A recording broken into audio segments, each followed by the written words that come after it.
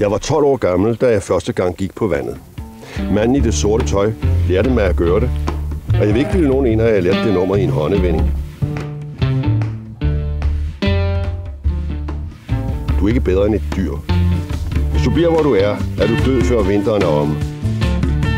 Hvis du kommer med mig, skal jeg lære dig at flyve.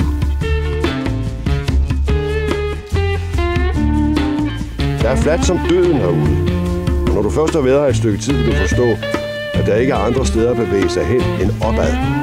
At himlen er den eneste ven, du har. Jeg adlød hans befalinger med blind lydighed.